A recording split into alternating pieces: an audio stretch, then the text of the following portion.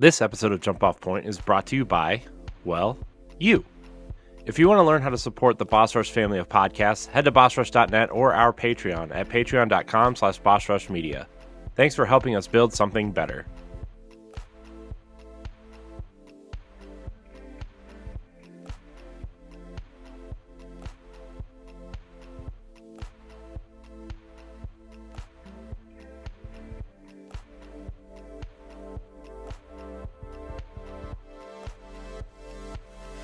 Hello, everybody. Welcome to Jump Off Point. I'm your host, the Enlightened Excited ADV. Joining me this episode is the wise Wisconsinite himself, Mr. Jesse Douglas. Hello, good sir. Hey, how's it going? Of course, we got our good old Wrestle Knight who's looking fly for a wrestling kind of guy, Mr. Josh Martinez. Hello, good sir. Ed, you coming up with a new song? Pretty fly for a wrestle guy? Yeah. Yes. And of course, everybody, if you're looking for that single player experience in your gangs, we got the professional. He has his PhD in single player gaming. Everybody, once again, welcome to the one, the only, the ultimate Sebastion Walden. Hello, good sir.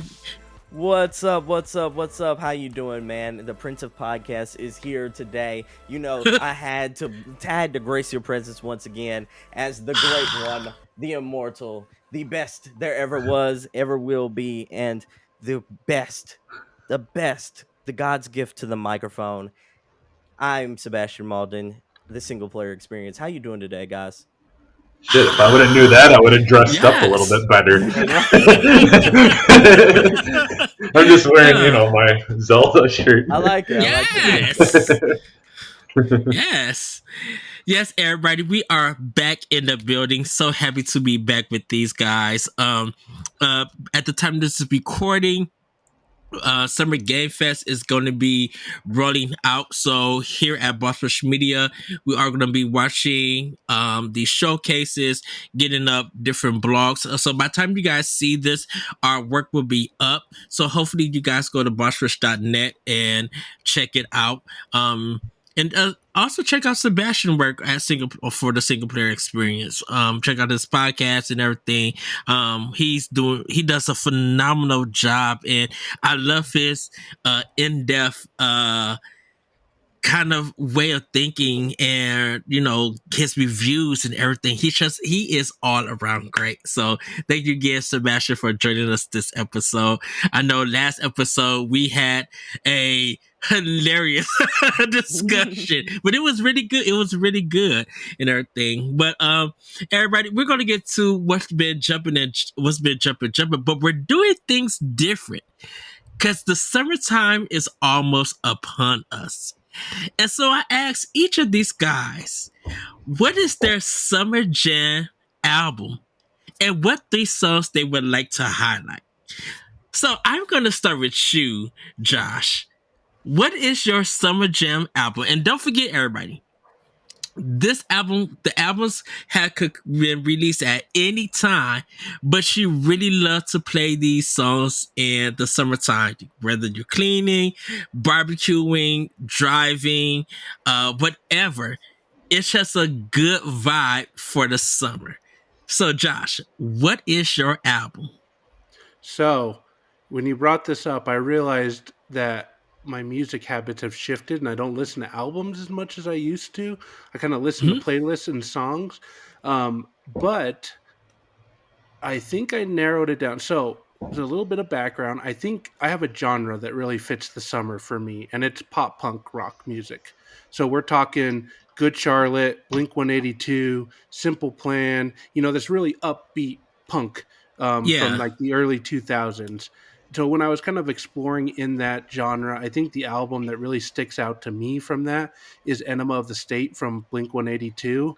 So that's a 1999 album. So it's a little bit outside of the early 2000s, but it's still, for me, that opening song. And this will be the first one I'm highlighting, called Dumpweed. That song really kind of I don't know why, but it's just when I listen to it, it takes me back to the times when I was in high school and middle school, and kind of summer was going. I could listen to the music I wanted, and for whatever reason, that was one of the songs that always would jump up on my list. So, Enema of the State from Blink 182. I mean, they've got a lot of good albums. This is my favorite one of theirs, although there's a couple that are very close seconds in there, but this is like my favorite one of theirs. So Enema of the State, Blink 182, 1999. So what is that? Little 24 years old album now. Yeah. Man, that's crazy. Okay, and what's your other two songs? Okay, so I said Dumpweed. That's the opening track on this album.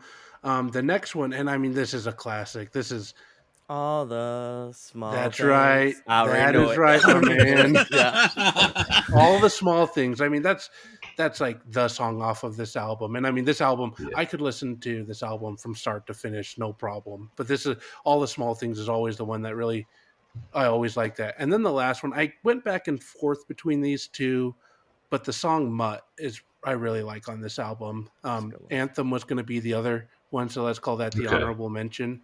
But Yeah. Mutt was in there, and you know, what's funny is this album has a lot of singles that Mhm. while I like them, they're just not my favorite Blink 182 song. Like I like What's My Age Again, I like Adam's song, I like Aliens Exist, but it's some of the more deeper tracks on this album that I really like outside of All the Small Things.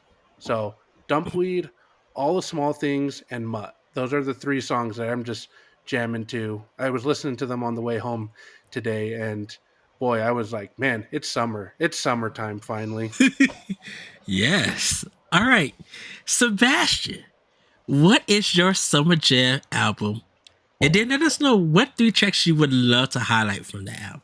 Oh man, I'm a cheap like I'm playing dominoes. My summertime album is the essential Michael Jackson album, which has a collection of his greatest hits. Yes. Already, man. Already. I'm, like, so I know that's kind of cheating because it's like a discography, basically. It has Mhm. basically all of his greatest hits on there. But, I love that. I'll play that pretty much every summer, man. And the three tracks, man, it's hard to choose. Like, that thing has some bangers on it. You Rock My World is on there. I'm like, one's hard. Yes. Just Beat It. Like, oh, man, Beat It's a classic. Billie Jean, because Billie Jean is not my lover. She's just a girl. I Thinks remember that I am the one. Come him on now. walking down the walkway, sidewalk, and it lighting up. And I was just so impressed seeing that. And I'm just like, I wish that happened in real life. Because one day I was just walking and be like, why the sidewalk not lighting up like Michael Jackson? Like, yeah. He's a big influence to me in getting into music. Oh man, I'm the same way. Like, when's the last time you watched Rush Hour? Like the movie Rush Hour. Ooh, years. It's been a long time. All right. So let me catch you up. There's a part, or let me remind you, take you a trip down memory lane, so to speak. There's a part in Rush Hour, especially Rush Hour 2, when Jackie Chan and Chris Tucker were at a bar, and like Chris they were supposed to be just doing the regular police thing in Hong Kong and such like that, and Chris was just jamming with these ladies and was just performing Michael Jackson and such like that, while Jackie was basically trying to distract them from a case that was going on. He was just like, you brought me out here to work and stuff like that. That's how I feel every time I listen to Michael, where I'm just dancing, cruising, ignoring everything else around me. And it's like, that is kind of how I feel listening to that. But I guess if I got to pick a third one, man, Beat It, Rock With You. Oh my goodness. Like, that's kind of hard. Remember the time? Remember the Time, man, you ain't playing. Remember the Time is a good one. I'm just going to go with it. Don't Stop Till You Get Enough. That one, nice. Yeah. that one's a really good one as well. Yeah, so shout out to Thriller, Man in the Mirror, and all those, but I think I'm gonna go with Don't Stop Till You Get Enough. I was just thinking of Leave Me Alone That's a good one. from the Smooth Criminal soundtrack, or I know the movie is the Smooth Criminal, and I never understood why they slowed it down. Like if you try to watch the video now, it's like slow motion instead of if you still on the VHS, it's in the regular time. You be like, huh, and everything. I don't know. So I don't know. Man in the Mirror is another one. That's a really good one as well. So I'm like that one yes. just has 20 bangers on it. Just I can listen to just back to back. Gonna make a change. Jamali. Yes. All right. Awesome. Okay. I'm not gonna get to you, Jesse, just yet. I'm gonna let you go last because I know you've been. I don't want you to change your mind. I'm gonna go this time, and I have to go with one of my favorite no skip albums, Full Moon by Brandy. This was released on February 20th, 2002. Her lead single, What About Us, was just like a bomb. But then you get to the beginning of the album. You just even listen to Full Moon and Rodney Jerkins and Brandy together. They were like Missy and Timberland in a sense, and that whole album is a banger. The one I want to What About Us is one of my favorites. That's one of my highlights. But I thought so. It's got like just this banging beat drum, and it's just like you head nod to it, and you're on the 4/4 with every head nod. And she does a call and response, and she be like, "You claim you love me, no you didn't," and it's just like so good. And then, of course, I got to get to my slow jam, the body roll. It's times when you just with somebody and they make you feel real good. The song like this, telling the person that you love, that you with, the way you touch me, the way you hold me, the way you kiss me, everything you do is like this. It's just so amazing, and it's one of my favorite tracks on that album. So Full Moon by Brandy. If you do not own this album, if you have not heard of it, pop it in and listen to the whole thing. It is all those tracks on there is straight summer vibes, and it's no skips. I mean, no skips. And it's been a while since I had an album that had no skips. Well, I wouldn't say that, because JoJo's first album has no skips on it too. But that's a whole nother story. Man, all right. The way you were talking about that album made me think I was listening to the Keith Sweat Radio nighttime show. Quiet Storm. The Quiet Storm. That's what it was. Quiet Storm. Yes. All right, Jesse. What is your summer jam album, and what 3 tracks would you like to highlight? Okay, so yeah, this was really hard for me because I mean I listened to literally everything, so I could have went the same way as Josh going, with Teenage Bottle Rocket, a punk skate punk band that I like, or I could have went with like, I don't know, Coolio or something old school, Yeah. But I decided to go with a band that I like a lot called Revolution, and their album Peace of Mind. So this has one of my favorite songs by them by far on it, called Good Vibes. And it's a reggae like not, I guess, kind of punk, like a reggae punk kind of sound, like similar to like a not really like Sublime or anything like that. It's a little bit more reggae than that, but it's kind of like they do a really good job of doing the like the really soft like songs, and and then a little bit more like bouncy, just a really good vibes, like summer kind of chill vibes, like they may be a little bit of stoners.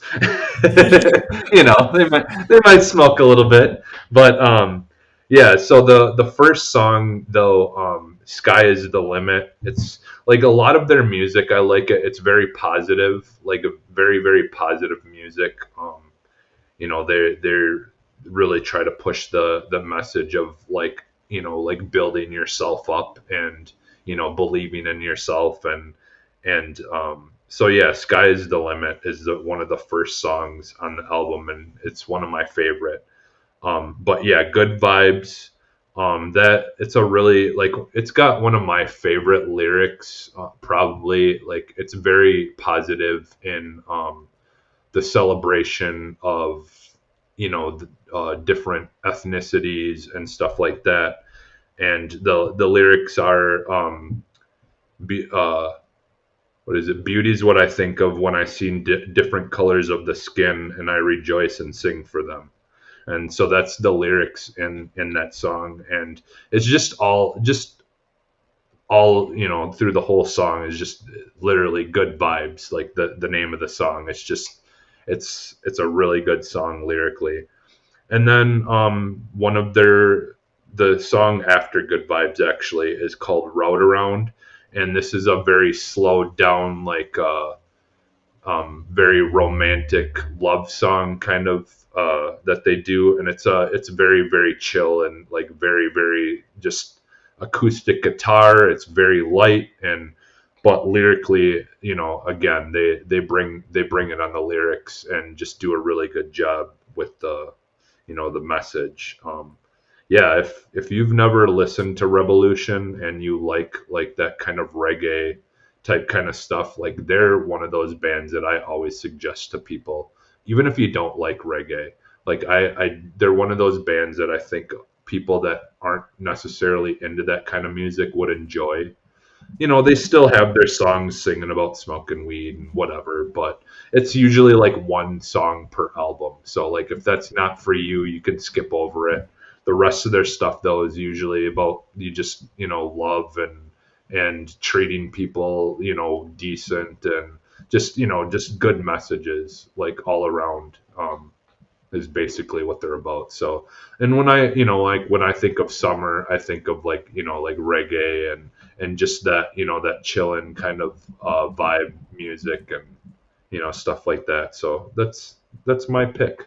So, "Peace of Mind" by Revolution. And if you have Spotify, they have a deluxe version where they have like almost the whole entire album also in acoustic, which is really good. So, I love when bands do that because I'm a sucker for acoustic versions of songs. So All right.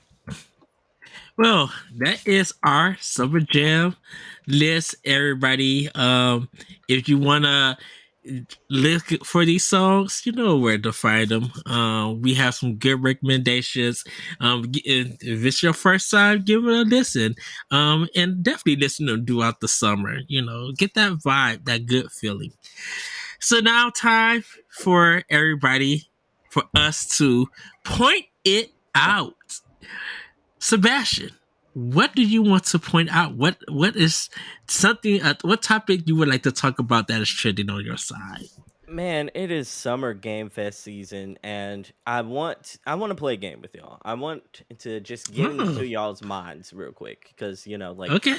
I want a Gatorade get hype moment. I want to see what is one thing that you don't necessarily think is actually going to happen during Summer Game Fest, but something that if it did happen, you would absolutely lose your mind for. You would like this is that kind of thing where you would jump out of your seat, fist pump like you were Michael Jordan after he hit a buzzer beater, and like people would look at you and go like, "Why is he absolutely going crazy?" Like I want to know what is a game announcement or an IP if that they announced a game for that would make you lose your mind like that. So I'm curious. Like, let's go around the table. Josh, let's start with you. What is a game announcement that would make you lose your mind that if they announced it during Summer Game Fest?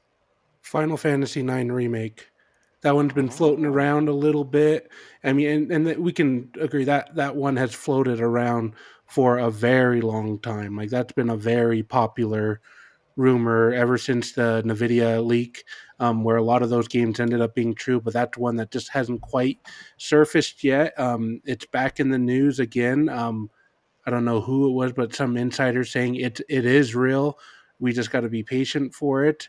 And so I think, and I mean, there's a lot of people are mixed on what Final Fantasy VII Remake did, but I think redoing this one would be awesome to see. I mean, seven is the way they're splitting it up. I mean, you can have your qualms at it, but that game looks gorgeous. That game just looks so good, and you know, and I'm saying all this having not played the original 9 yet. That's next. I'm almost to the end of Golden Sun, and 9 is next on my kind of my back burner JRPG where I just kind of play here and there. So that's my next one. But if that one got there, I think I would bump that one up. But yeah, that's a popular one that's floated around and has gotten a lot of hype within the last week or so. So I mean, honestly, I'd be surprised if it pops up just because it always seems to surface in front of any of these things. I mean, I think somebody surfaced it during like that rumor ahead of the last Nintendo Direct. I'm like, they're not going to announce that at the Nintendo Direct. No. But then I'm like, but will they? I'm like, no, they won't. But I was sitting here thinking, like, but maybe they will. I don't know. It's just one of those ones that's floated around. So if that finally dropped, that anticipation is all going to come to a head, and it'll just be a lot of excitement for that one. I feel you, Jesse. What about you? Paperboy 3. No, just kidding. Well- No, actually Titanfall 3. Oh, If they were to message, if they were to be like, oh yeah, by the way, we have actually been working on Titanfall 3. We've been lying to you this whole time. It's coming out next summer. I'd be like, fuck yes. But yeah, no, I like Titanfall. I've been waiting for a new Ed can agree with me. Titanfall 2, I still think to this day is one of the best first-person shooter campaigns I've played to date. I would love to see a third one. Like so much. Like that's like that's right up there with like we already know that we're getting the Alan Wake 2 and stuff. Like I'm super excited about that. But yeah, like Titanfall 3 for me would be just the ultimate just like, okay, you have my money. Okay. Yeah, what about you, our esteemed host? So I was thinking about it, and I was just like, man, Phantasy Star 5 for Xbox exclusive will make me go crazy. But now I have to say this. If Konami announced Snatcher for Nintendo Switch and it was getting a sequel exclusively for Nintendo Switch, that's it. Like, I don't care if Nintendo don't never do another Nintendo Direct for the rest of the year. Konami would have won the year if that announcement happened. Like, I feel like it's a game that needs to come back, that people need to experience. You got the motion control because it did use like a Zapper kind of gun for the Sega Genesis when it came out, the Sega CD version. So you could do the same thing with the Joy-Cons, and give it an M rating. Just let us see the bloody version of this, where we don't have to put a code in. Just put it in this original form, and if they want to HDify it, like add some color or like kind of or remaster or whatever, go ahead and do that.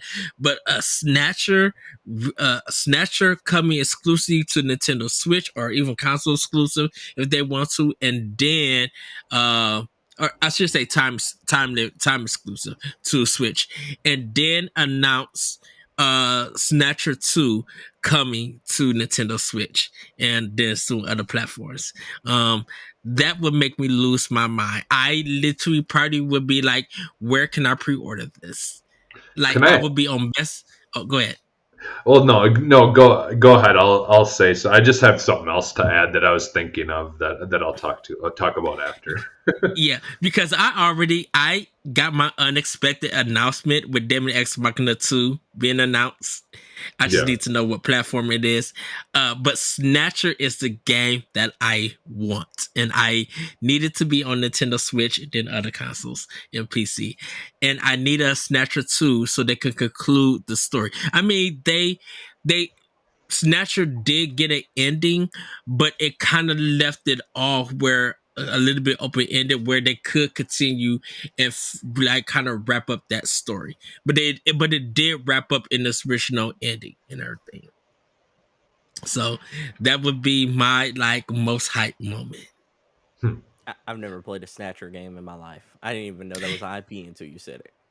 Yeah, it's by Konami, Hideo Kojima. He made it. That doesn't surprise me. With a name like Snatchers, that doesn't surprise me. If I'm being honest. Well, what Electric Sleep, Electric dang it, what is it? Electric Sleep Dreams of something, or something like that. It was based off the Harrison Ford movie, that Ryan Gosling did the sequel to, Blade Runner. Right, It, right, it yeah. was inspired by Blade Runner. Sorry, I had to progress that because Blade Runner was based off a book, Yeah. and everything. So, Yeah. it when Snatcher Richie came out like for PC, it only got 2 parts. The Sega Genesis CD version is the full game because it got the last chapter, so that's how it got wrapped up. So, but yeah, sorry for being a nerd. What were you gonna say, Jesse? Though. Oh, I was just gonna say, like, I was just thinking about, like, just back in the day, like like some of the most fun games to play in the arcade were always like your Time Crisis and like those kind of games. Like, whatever happened to those games? Like we have VR now that you could literally like make that a cool like new experience where you're in VR playing that kind of stuff. Like, I kind of wish they would bring that stuff back. Like if we seen some kind of like bringing that kind of stuff back like in a VR format, I would be excited for that. Like, So like you the had the Raccoon City, what was the Resident Evil ones that they had where you could play online, that were similar to that yeah, too, like something or whatever. the last one that came out was the remake, or remaster, or it may be a remake of House of the Dead for Nintendo Switch. That was Yeah, the last. That yeah, kind of but was the see, last like, one.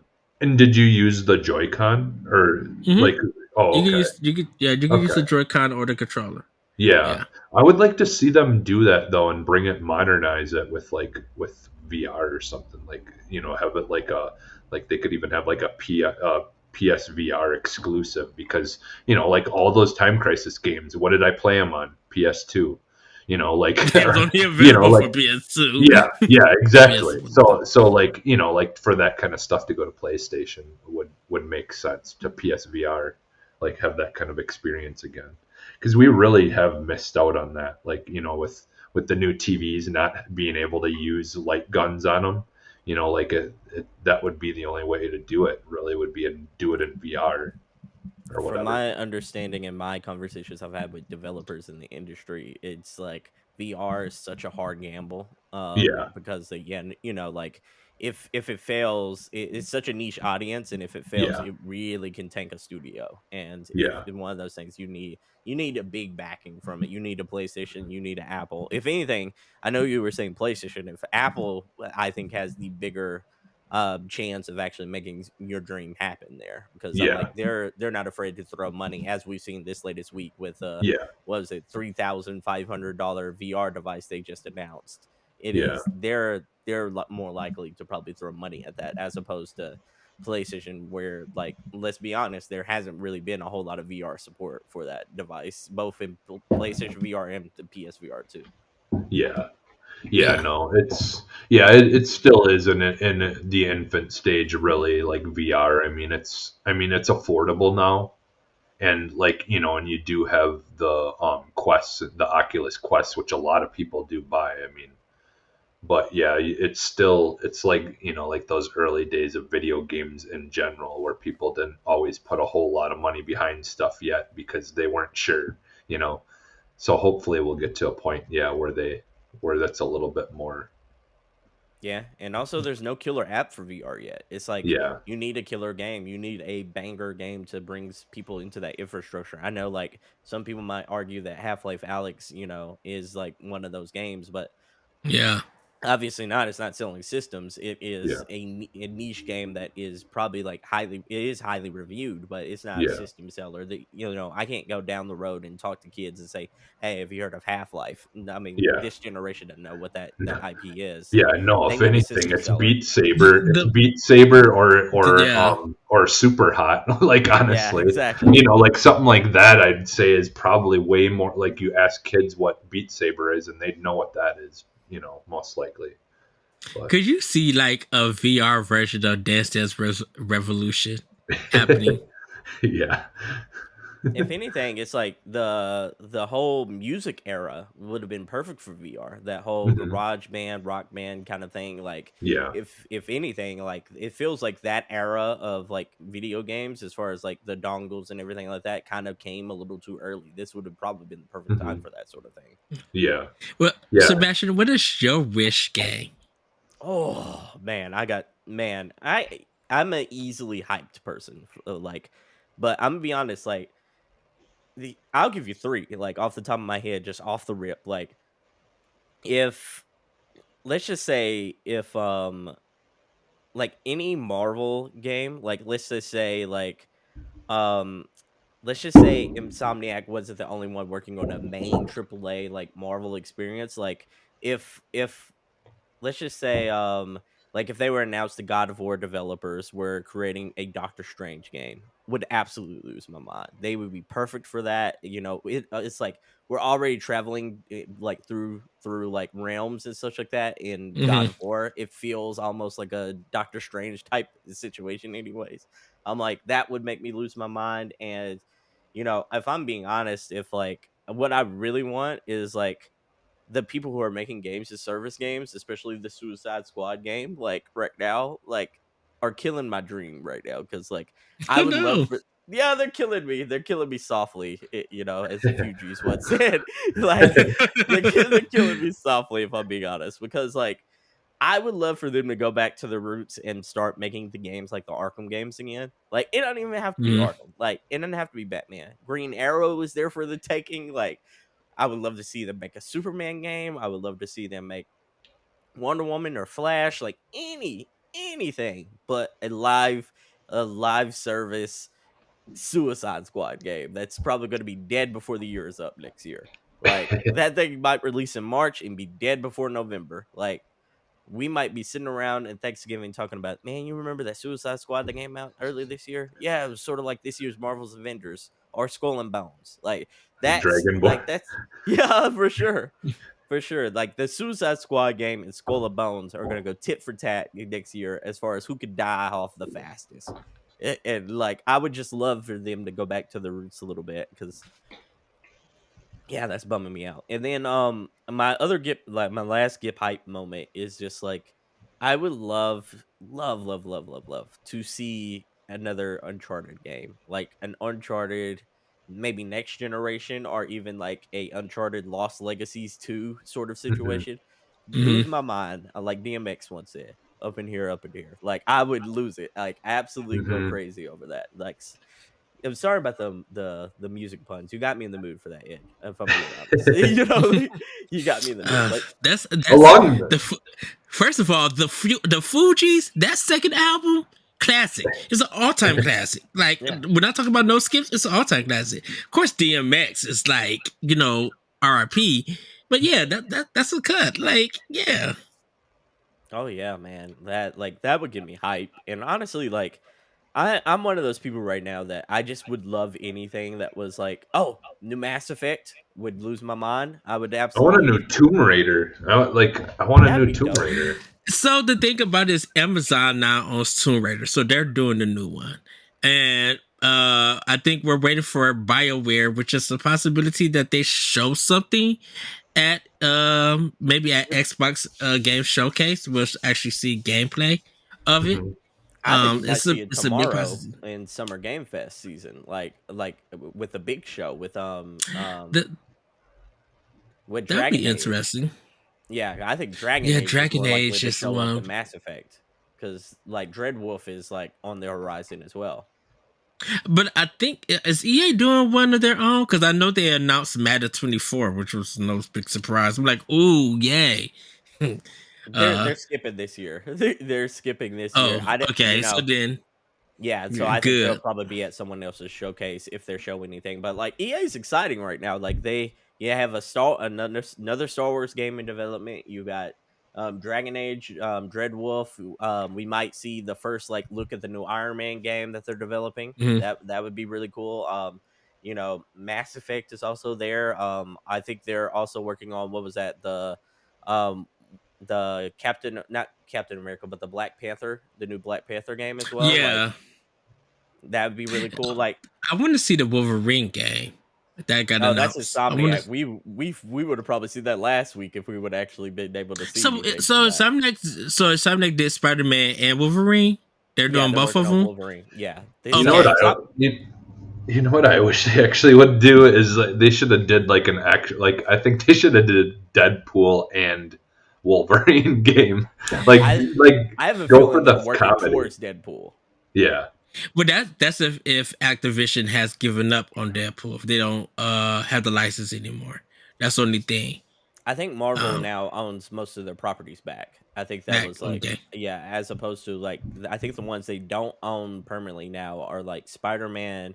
Universal still has a license to Hulk, and then, what was the other one? There was one big one, and that's basically it. Like all the rest of like the Spider-Man universe. Fantastic Four, maybe? No, Fantastic Four is back. Oh, is it? That's Okay. currently in production with Marvel. Okay. Yeah. And where we might hear like an actual like casting announcement at D23 this year for Fantastic Four, by the way. Okay. Nice. John, are they doing a WWE 2K24 this year? I would assume they would. I think I would assume they would because they just released 23. Okay. 23 just came out in March, so if they're going to do it, I mean, I think it's probably a given that they're going to do it, but I mean that doesn't release till March. I think it's going to be a spring release now on. Okay, because I was wondering that. I'm like, hold on, WWE 2K23 just came out, and then it just hit me like, were they late with this game? Was it supposed to? Because normally it's supposed to be out in the fall, I think. Yeah, but did they change? They changed it. Yeah, but they took 21 off. Yeah, because they took 21 off. They came back with 22, and that's kind of what's shifted that schedule a little bit. And honestly, it's a better time to do it in March because WrestleMania is at the first week of April. So you've got the hype leading into WrestleMania, which is the Super Bowl of wrestling. So, I mean, you want the attention on stuff there because this WrestleMania, they were hyping that game like crazy and it had only been out for about 2-3 weeks at that point. So, yeah, that's the way to do it, I think, is to have it in March. So we'll have 3 wrestling games this year, I think. That WWE 2K23, AEW, and WrestleQuest, I think. WrestleQuest, I think is another one that's supposed to be out this year as well. Yeah, that's going to be a date. They set the date for that August. I forget the exact date. Early August. That's going to be a jump off discussion. So Sebastion, you're going to have to come back, and I think we're going to have to probably discuss which one do we like, which one is okay, and which one is just like I'll wait for some DLC or improvements or some in fairness, though, you can't put WrestleQuest in those two categories because that's an RPG game. Like it's not a fight game. I mean, you're fighting, but it's a turn-based wrestling game. Still, it may be questionable content, and so you never know.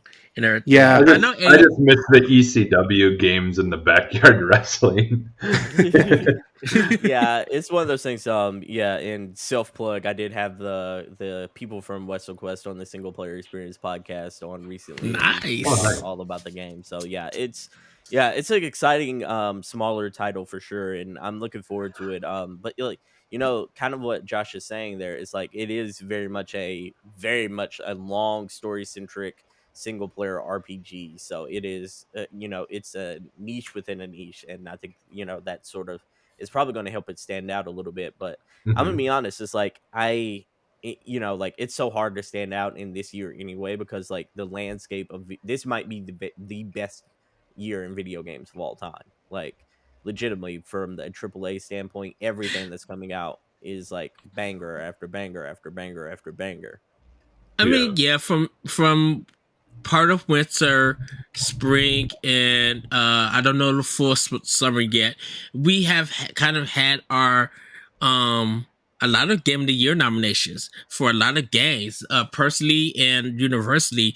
Like right now, we already kind of have our nominations for worst game of the year, but Oh, nothing that's is locked up. finalized yet. No, that's Uh, locked up. That is locked up. well, I played well, that game, and I can tell you that's locked up. well,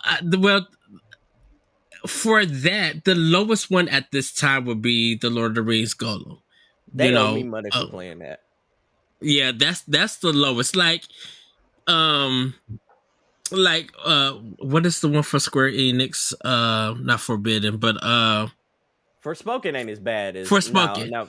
Forspoken, I played through Forspoken this past weekend. That's not as Mm. bad as Lord of the Rings Golem. Lord of the Rings Golem made me want to call their customer service program and ask to speak to their mama.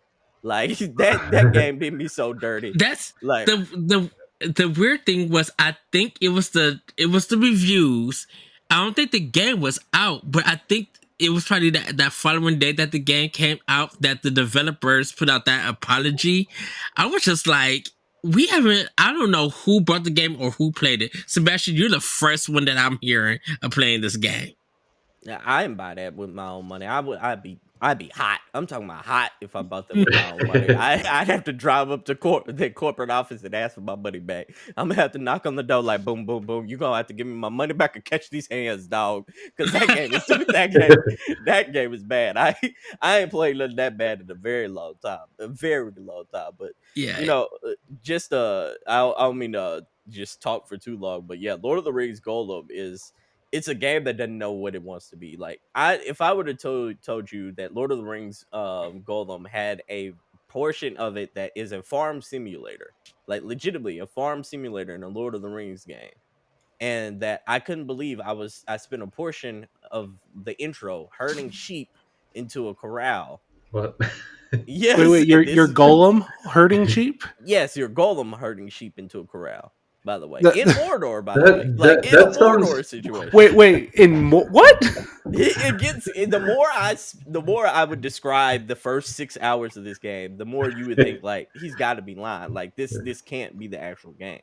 Yeah, Like it sounds like how they used to make games for like movies like back in the day. Like we just talked about that on a couple episodes ago. no, it sounds About like how bad like they used to just like throw stupid game things into something and just throw it in a movie, have the characters from the movie doing dumb things that have nothing to do with the movie, and then It saying, sounds hey, like this is about the it sounds like it's a drinking game, and how long you could stay sober or whatever for this, because a farming simulator and a platforming you got game? you got Question farming mark? aspects for sure in a and what's so bad about it? I wouldn't even it has platforming elements, but in like the core of this game feels it's a stealth game. Like it is a stealth game. It is very much you're trying to sneak, you're trying not to get caught most of the time.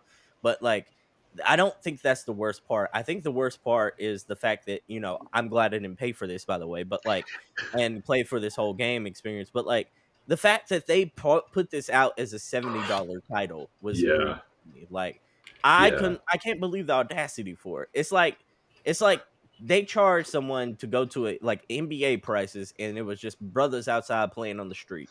Like, yeah. and that was the final product. And legitimately, it was.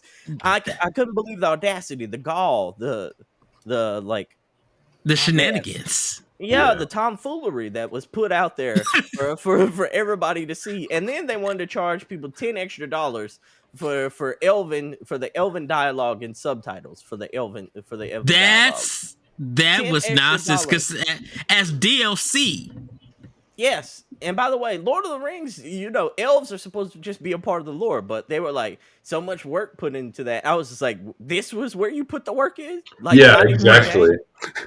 Not even the Yeah. game, because I'm gonna tell you what, like, first hour in, like you get caught by one of the head honchos. It's not Sauron, but it's like one of the head honchos of Mordor, and he rolls up to Golem, and like Golem's talking. You can't see, by the way, like it has this weird camera cut where you're supposed to be looking at Golem talking. It surprisingly cuts to the back of Golem's head, so like that was already like a messed up cutscene, and then it shows like Golem's talking for like Smeagol's talking, and then it cuts to like who he's talking to, one of the head honchos, and the head honcho starts talking, and it's still Golem's voice as the head honcho. Like you see the head honcho's mouth moving, but it's still Golem's voice, and then it cuts Oh back. no. It gets worse, by the way, and then it cuts back to Golem and slash Smeagol. Like back there, it's finally facing finally facing the right direction, like the camera angle, and then it is actually the voice of the guy, like the head honcho's voice. So it's like they mixed up the two's voices during that whole cutscene. By the way. Wow, the audio soundtrack is questionable content. Oh Wow. yeah, for sure. And then like, How do you mess up that badly and like it gets not worse. realize that? It Budget. gets worse, man. It gets worse. Like so, you like he was talking about. It's a platformer. Well, like I hit a point to where like I was, like going from one platform to another, and then there's like like a Crash Bandicoot style level to where like you're Mhm. almost running away from the camera, that sort of Yeah. thing.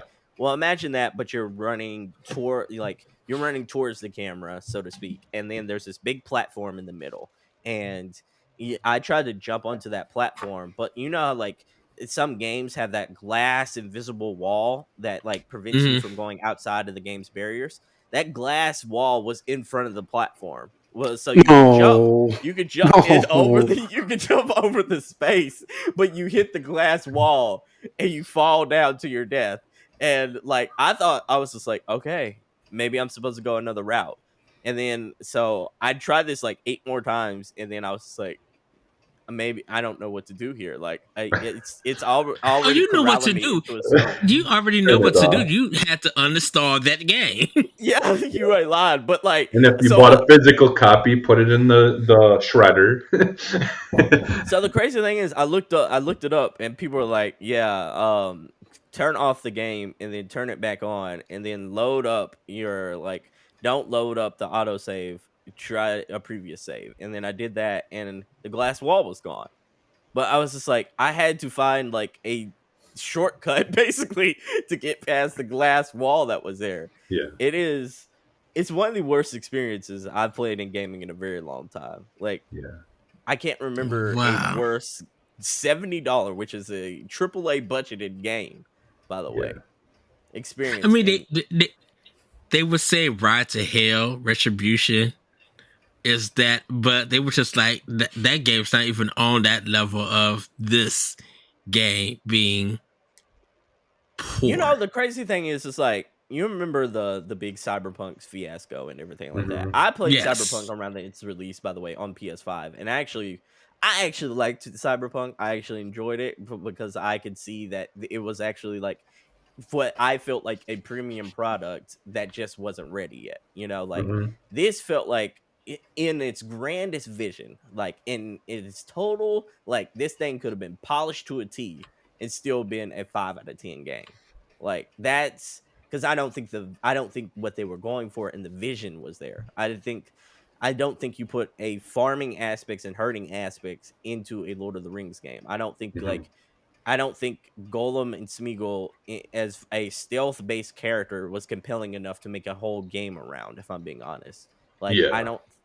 I think like I don't know how this got out of the idea room, if I'm being honest. Like I don't know how it got out of that point. It has to be the publishers. I think they was probably on a time limit, and they had to get the game out. And now Yeah. they're now, because they were just like, the developer is known for point and click adventure games. This is their first time making something like that. So I think that's why some people, they were just like, you should be generous to it. It's a bad game, but you can see that they had ambition, they had passion, but it's their first game, first time doing something like this. They were just But then like, I would say, But then I would say, yeah, have you played the kind of Bridge of Spirits? Like Yeah. that was literally like one of the most amazing like experience games, and like that was their first time like doing an actual game. Like And they, yeah, and like Jesse's saying, Ember Games killed it, killed King of yeah, Bridge of Spears. That was absolutely a amazing first swing out of bat. And yeah, you know, like you mentioned, like Ed, you mentioned publishers. A publisher had to try this game out before they actually like assigned on to be a publisher for it. Like Mhm. you know, like that's what's bothering me, and hmm, also what's bothers me is like you had a Lord of the Ring license, like they yeah, gave you a Lord of the Yeah. Rings card, and this is what you decide to do with it. Like, I yeah, do you remember the old school Lord of the Rings games for like PS2 and Xbox, to where you were kind yeah, of like it was just hack and slash and such like that? They Yeah. hmm, could have remade one of those, or at least did a modern day take on one of those, like a Diablo style Lord of the Rings game, and I bet you, in its basis, even if it looked like Gauntlet from 1996, it would have still been at more well received than they this could have game. they could have reskinned Yeah. Sneak. They could have reskinned Sneak King with Exactly. with Tom, and that would have did Yeah. A Sneak King is honestly a better game. Like, Child, if they would have did that, you already know the Game of the internet would have year. been Game it of would the have year. been the internet would have been hot for the last 4 months of that. If they would have, if we found out that happened, I'd be like, Burger oh King wow. exclusive. the crazy thing is, it'd be like somebody like Arby's who, like, behind them was secretly Yeah. like publishing the whole thing. Yeah. Wendy's. No, it was Wendy's. Wendy's, yeah, Wendy's, yeah, Wendy's is Because that's something they would do. I mean, with their Twitter is the best, one of the best. So Uh, yeah, that was the worst game. I don't think there's like Ed. I know you were saying the year's not over, and I completely agree with you. The year's not over. We can hit some real stickers, but I'll be damned if I see a sticker a bit worse than Golem was this year. Golem is like I haven't played it, so I can't really judge it. But from a lot of people who have played it, like I mean, and I'm talking about really played it, have like said that this is their worst game. This is like nomination for game of the year, worst game of the year. Yeah, forget But we're gonna, playing it. I'm just sad that I even heard it exists. Golem made me feel like my system was gonna get a virus from playing it. Like Yeah. it made me feel like, you know how somebody, you know how you like you're searching through the internet and sometimes like a pop up would feel like pop up and you would feel like, oh no, like this is a virus waiting to happen. So you quickly get rid of that pop up. This whole game feels like one of those pop ups. Like this whole game feels kind of like that. Like you don't want to infect your system with this garbage. That or you thought what's his name was about to show up from To Catch a Predator. Exactly. Like, I shouldn't be playing this game. The pop-ups that ask, "Are you 18?" well, we're gonna move on. Josh, what do you want to point out? What topic is trendy that you would like to talk about? So, and then this one might be, no, I know this was right up Sebastion's alley. The Iron Sheik passed away today, R.I.P. Yeah. And you know, for those who don't know, this was a very big wrestler in particularly the late 70s, the 80s, largely credited with creating the Hulk Hogan that we know today. The first time that Hogan really started his Hulkamania hulking up thing was in a match against the Iron Sheik in the mid 80s. And the Iron Sheik was really just a character, like through and through. Like this, we go back to the 80s and wrestling was full of some of the biggest characters you have ever seen, just literally and in terms of personality and what they did. And the Iron Sheik was, you know, he was real life from Iran, and he really played that kind of Middle Eastern Iranian character. And he started out as a good guy, but then really leaned into the bad guy mentality. I mean, and he was pushing stuff in the early 90s. He was aligning himself with Iraq, quote unquote, during the Gulf War. I mean, he was doing some crazy villainous stuff, getting some atomic heat off of it. And then what I think was the greatest thing was about him, and this is something that's lost on modern day wrestling. The word kayfabe doesn't mean much anymore today, meaning wrestlers, you know what they're like away from the ring. You know what they're like out of character.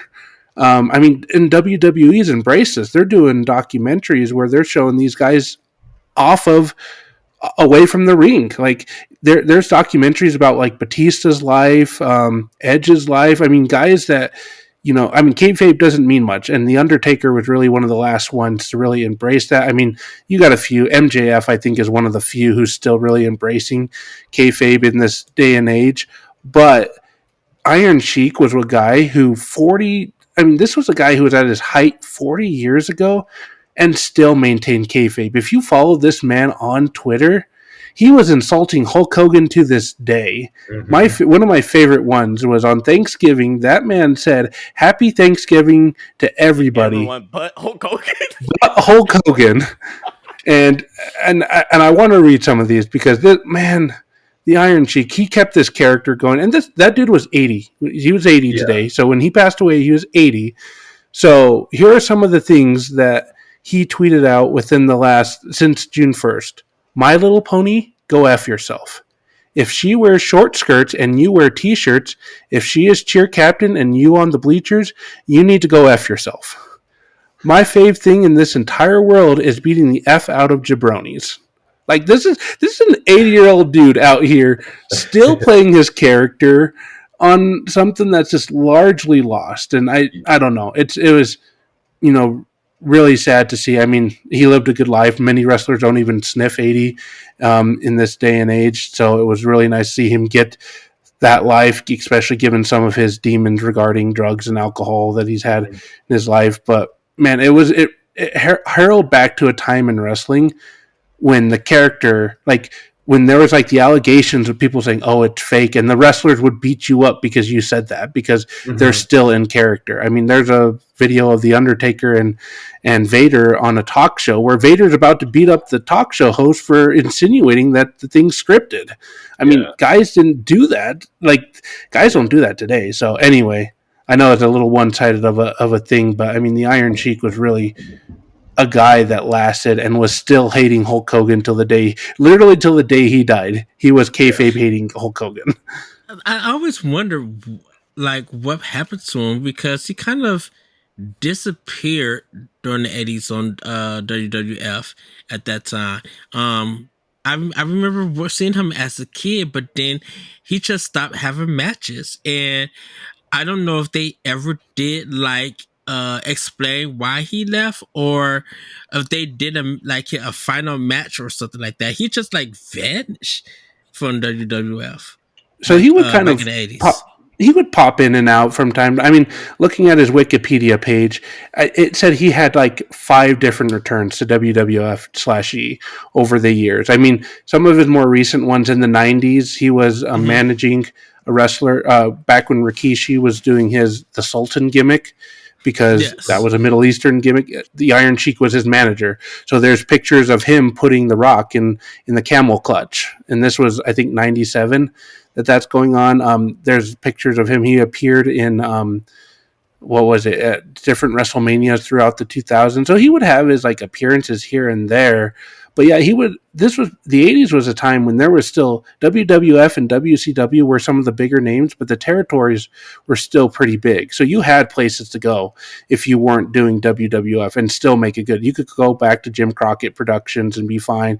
You could go to the NWA. You could go over to Japan and make a name. And he did all those things when he was away, because he'd go away, come back, fight with Sergeant Slaughter, go away for a while, come back, fight with The Rock, go away, come back, fight with John Cena. I mean, he just was kind of all over the place. But no, he was inducted into the WWE Hall of Fame in the 2000s. I'm spacing on the year. I want to say it was 05, maybe 06. Anyway, it was in the 2000s. He was inducted into the WWE Hall of Fame. So, but yeah, I mean, the most interesting thing I find about him is how well he maintained character till the day he died, because that's just not something that many guys do anymore. I mean, like I mentioned, MJF is probably one of the few, and he's not even in WWE. He's in AEW, and he's probably one of the best kayfabe wrestlers out there right now. Yeah, So I mean, dude. So Iron Sheik actually showed up in a match on JCW, which was Juggalo Championship Wrestling. You know, Insane Clown Posse's. They had they had their own federation for a little while. Yeah, Juggalo Championship Wrestling. Yeah, and Iron Sheik went against Izzy High. It was good, but yeah, like that, like one of the things about, like you were saying, like he always kept it in character, but there are some instances where you got to see like what a just a down to earth, just cool ass person he was, and mhm. like yeah, like I believe it or not, yeah, like one of the ways that I kind of seen his personality of how he really, was outside of character, was because of Insane Clown Posse, because they were actually friends with him in real Mhm. life. I think in 2018 he ended the feud between Insane Clown Posse and Limp Bizkit. Like he like made a peace treaty between the two of those two bands or something like that. I remember seeing, and yeah, like he was just, yeah, he was just a freaking character that was just always cool. And like, yeah, you And mentioned Vader, and like, you had like Jake the Snake. Like there was just like in the 80s, there were just some really, like, I do miss that. Like we do have characters now in wrestling, and some really good characters, but there's just like I haven't really seen anything like Mankind, or like, like those kind of characters like that you just don't really see that stuff as much anymore. It's not the well, same. and part of the problem is, and this is where kayfabe really officially died, in my opinion, was when social media became so prominent, because Yeah, it meant that these wrestlers had to be in character literally 24/7. If they wanted to post anything on social media, they had, Mhm. like, they would have to do it in character, and I hmm don't think that's hard to do, because back in the 80s these guys would, there was no Monday Night Raw in the 80s, so they were doing these Sunday night heats, they were doing the pay-per-views, they were doing the WrestleManias,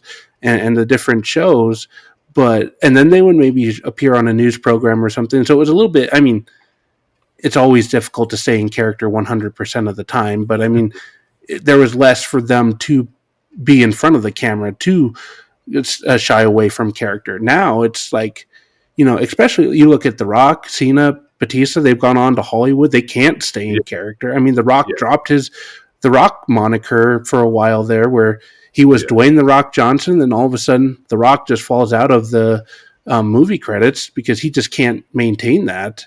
yeah, And one of the times he came back to WWE in 2011, he spoke in and out of character. Like, it was kind of jarring to see him speak. He came out and he starts talking. He's like, okay, I'm going to talk first for a minute as Dwayne. And then he talks, just says, thank you for everything. You guys have really been a big support. He puts back on the sunglasses, and then he's back in his Rock persona. So it's yeah, like these guys are just, it's that. And then also, kind of to your point, we see less of the big characters because the Attitude Era in the 90s really Mhm. made these guys a lot more like reality based. You yeah, got your Stone Cold Steve Austin. What's the character's like a drunk from Texas, but it's like yeah, it's a lot more reality based than what Hulk Hogan or Iron Sheik or even Macho Man were doing. Like, yeah, those guys were over the top. Stone Cold's over the top, but yeah, he's also just an everyday man beating yeah, up his boss. yeah, So I mean, yeah, it's wrestling shifted from that time, and yeah, these more reality based characters. I mean, a lot of the guys use their own names now. They don't even have the nickname. Like hmm Randy Orton, he's got his nicknames, but he's known as Randy Orton. yeah. So Yeah, I think it's, like it's kind of funny to say, but it's like they kind of went away from being a soap opera, and kind of keeping those characters are all that exists, and they're like, that is who they are, versus, yeah, now it's like it's a side project. Like Right. it feels like a side, like wrestling is a side project now. They're all just actors doing a movie, and this is a character that they do on Thursdays or whatever. Like Well, it's not. It's there isn't like all that mystery and all that stuff is gone. well, and it's kind of a tough thing too with these guys because I mean, like you said, it's it's just it's just wrestling shifted. It's more of a reality show than it is a soap opera, and I still enjoy it. I think there's some Hmm. fantastic character development going on. I mean, what Roman Reigns and his cousins, the Usos, are doing is Hmm. some of the best storyline that we've seen. Arguably, even you could say in the last 20 years, it's been a very good story. But we know what all those guys are like out of character and everything like that. So yeah, I don't know. It's wrestling's just shifted, and wrestling is a tough thing because for the longest time they tried to present themselves as legitimate. So that's where kayfabe came from. Was you had to give off that appearance of no, this isn't scripted. This is actual actual competition, like on the Hmm. same level as the NBA or the NFL. And then when that kind of dropped, they stopped really like leaning into that a little bit, and then started just entertainment. The show must go on. Let's put it on. But it's such a unique form because they're not movies and they're not live sporting event. They're like a mix. I call it Hmm. athletic theater because that's the best way Yeah. I can really Mm. Yep. describe it. But Yeah. it's not.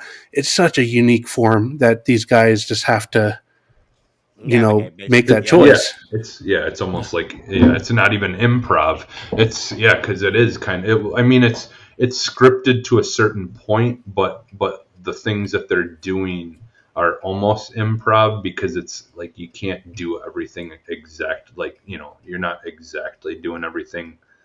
Like it's not all completely scripted. It's like what to do in this part and this part. You guys Hmm. can fill it in. And then but. Well, and that's the thing too. Is like I listened to Kurt Angle's podcast recently, and he was talking about kind of working with different guys, and he said like The Rock, for example, they knew where they needed to go. They're like, okay, here's point A. Vince wants point B, and him and The Rock would kind of come up with a loose plan prior to the match. But during the match, The Rock's calling a lot of different things. Like if you watch them live, they do a pretty good job to hide it. But you see them, they might lean in, and they're probably whispering the next move. But Kurt Angle saying like The Rock was very ring general. He liked Hmm. to get in the ring, and he would just tell him, okay, this is what we're doing now, throw me over here, okay, I'm gonna throw you off of the top rope here. Like they were just very scripted. Other guys, I've heard Chris Jericho talk about this with like Shawn Michaels. Shawn Mhm. Michaels liked to go off the seat of his pants. He would just get in there and like, okay, we need to get here to here. Here's the plan. Oh wait, you set up a ladder here. How about you throw me off of this ladder? And like that was like Mhm. not in any of the plans or anything like that. Like it's just interesting how some of these guys like it just structured like that. And then you get guys like Shawn Michaels and Chris Jericho who are just totally fine improvising on the Yeah. fly. So And I think that's right now the AEW model versus the WWE model, where in like AEW you can tell like it is still choreographed, but the guys have a lot more input. hmm Yeah. Versus and I wanted to piggyback off of something you said earlier. Like I do like social media is one of the things that kind of killed that era of like kayfabe, so to speak. But like there's a lot of good that came out of like I would probably say like the era of basically social accountability, the era of the PC movement and all that kind of stuff. A lot of good has come out of that, but like Mhm. creativity as far as like the level of characters that we had in the 90s and in the attitude era, like you can't do a lot of those characters anymore. Like everything is perceived as sexist or racist or like somebody's sensitive towards everything nowadays. So it's like Yeah. I don't I don't know if the Iron Sheik character can live today. Like I Yeah. don't think like we live in Mm. a world to where the Iron Sheik character has a place in our society today. And I'm oh, like, especially a post 9/11 world. No, oh yeah, absolutely for not. sure, for sure. I mean, and like to piggyback from what you just said, like they had a character that was really big until 9/11, and it was basically Muhammad Hussein. I don't know if you remember that character, but very big into like the ruthless aggression era. He was really leaning into like the whole like Middle Eastern big bad role until like 9/11 happened, and then like unfortunately they had like these guys in like almost like terrorist garb and get up and such like that, Mhm. like Yeah. on Raw, like within a week from 9/11, and 9/11 hit, and they were just yanked off of TV by USA. So it Hmm. was one of those things to where I'm like, you can't have characters like that. You can't have a character like, I loved the character back in the day, but you can't have a character like the Godfather nowadays, where he's Mhm. he's on the Yeah. train and everything like that, pumping everything Yeah. up, Right. and with Mhm. the big like 90s pimp music and everything like that. You can't Mhm. have characters like that. You just can't. So like we're stuck with very vanilla, very basic, like basically real people. That's all remaining there. And I think the cool thing too is, sorry, and I'll wrap up here on this. What's cool to me is right now WWE is telling it's one of its best stories, and they're doing it on very a shoestring, quote unquote shoestring budget, because they don't have the big character, the big offensive characters that they could do. Like you said, they've got Roman Reigns, who is a guy who is literally just emotionally abusing his cousins, and Hmm. that's like the main part of this story. And it's ran for 3 years now, and it's been so good, it's so compelling. Every twist that happens into this. And I was listening to a podcast by a guy named Sam Roberts, and he was bringing this point up that you don't need the offensive stuff. You don't need the shock Hmm. value anymore, because you can just WWE's past trying to fit into the mainstream. That's what the Attitude Era was all about. It Yeah. tapped into that 90s rebellion era of the country. Now WWE doesn't have to do that. They can just focus on a story, and when we see they put their minds to it, it's not just about Roman Reigns. You've got all these offshoots with Cody Rhodes. You've got Sami Zayn and Kevin Owens. You've got all these different offshoots to this story. Seth Rollins is in this story too. And it just shows you can do these stories without all of that shock value stuff that they used to need to rely on. And it's cool to see where wrestling has come from there, because people who want to say, yeah, wrestling's not as good as it used to be in 1999 or whatever it is, sure, there might be an argument to that, but wrestling is also, we're going to have wrestling on 6 nights a week, 7 if you include pay-per-views. Like, you got Raw, you got NXT on Tuesdays, you've got Dynamite Wednesdays. I think Thursday, my bad. Thursday's the night you have off. Friday you got SmackDown and Rampage. Saturday you're going to have this new AEW Collision Collision. show, Hmm. and then Sundays is your pay-per-view. That's 6 nights a week of wrestling. Like, wrestling's just as big as it was 20 years ago. It's just in a different way than it was 20 years ago. And to make your point though, like to further your point, like the way we tell stories nowadays is also different than the way like a lot of people told stories and a lot of shows told stories in the 90s. So, like the Roman Reigns story, for instance, is very similar to like what you see in Succession in Game of Thrones. It is a HBO style story to where like it is about almost domestic abuse and like privilege. It is about like what it means for like the kid, the character, the underdog character, the Jon Snow, so to speak, of like what was it going to take for that character to rise up? How much is like he's going to have to dig in the mud and be like just buried under all this piles of terrible things until he rises up? Like, yeah, the way we hear and feel stories nowadays is like that, very the at least in the best ways, is that HBO model, and like WWE's kind of follow suit with that in the way they tell stories. All right. Well, R.I.P. Iron Cheek. Yeah, for sure. yeah. Yeah. Well, Jesse, what topic that is trending that you would like to point out? So I was having a hard time finding something to talk about. So I'm just gonna go with this, guys. I'm so glad this is happening, but Pizza Hut is launching a pickles pizza. You are out of your mind. What? I actually make this. So I do make this occasionally. I will make one of these because there was a show I was watching, and it was like they were doing like a thing. It was like one of those food shows where they go around and they find different like, places that make these obscure like foods and things like that people have to go try. And so essentially the original, this pickle pizza that they made at this restaurant that was on the show, essentially what it was have you ever had cheese fries, like the pizza fries, where all it is it's essentially like a garlicky kind of like sauce that they put on the crust, and then it's just cheese, and then you cut it up and you can dunk it in in pizza sauce. Marinara sauce. Marinara.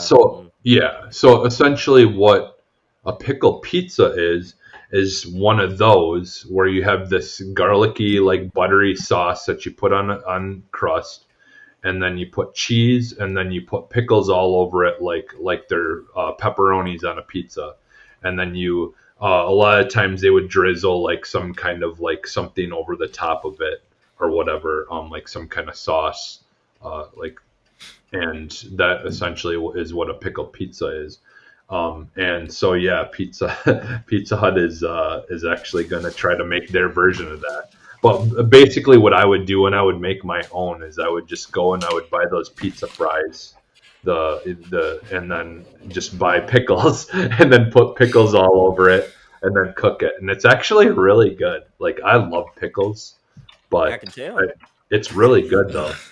Yeah. So David is going to love hearing about that because he loves pickles. Yeah. Our editor-in-chief. I drink pickle juice sometimes for fun, but For fun. not often. But Well, I want to ask you guys, what is your favorite pizza order, and what is something you would never order on a pizza? pineapple Sebastian, never order. Oh, okay. Go ahead. No, Sebastian, I'm gonna start with you. What is your favorite order?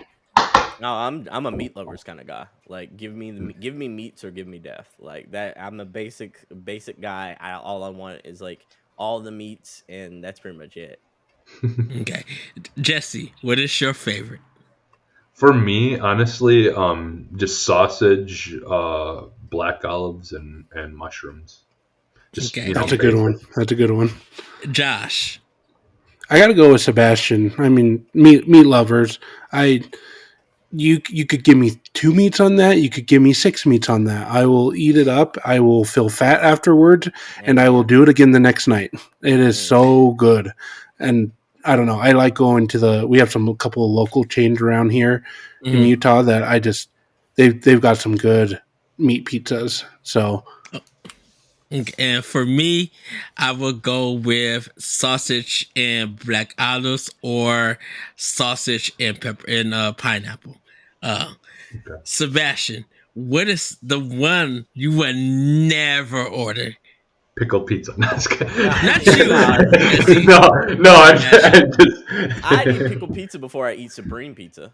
Like, I would never eat supreme pizza. Like, absolutely. Really? Touch it with a 10 football. I ain't even nothing on supreme. Like, everything on supreme pizza could be its own pizza, and I still wouldn't eat it. Like, I don't eat no mushrooms. I ain't eat no what is it? Bell peppers. Black olives, whatever is on. So it's like I'm not touching. So like the vegetable stuff. Yeah, the salad pizza basically. I ain't touching that. No, because there are supreme pizzas that come with pepperoni and sausage. Yeah, pepperoni, sausage, do come with meat. Sometimes bacon. So I'm not eating a vegetarian pizza. Put it like that. Okay. Even then, like, I wouldn't eat a supreme pizza if it came with like. If it came with pepperonis and sausage, I would just say by that point the pepperonis and sausage have been tainted. You know, just they've been tainted. I ain't eating no vegetable. Supreme pizza gives him the ick. What am I gonna order a healthy pizza for just to eat a vegetable on top of it?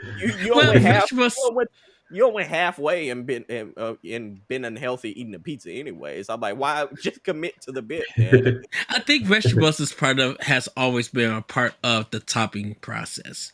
That's why when you said supreme, it's just like, all right, hold on, wait a minute. Supremes have like veggies on it, but you are for the meats and not for the veggies. I ain't eating no vegetable, man. Have you ever had, Sebastian? Have you ever had a cowboy pizza from Papa Murphy's? I've never eaten at Papa Murphy's. I have one right down the road and have driven past it many times.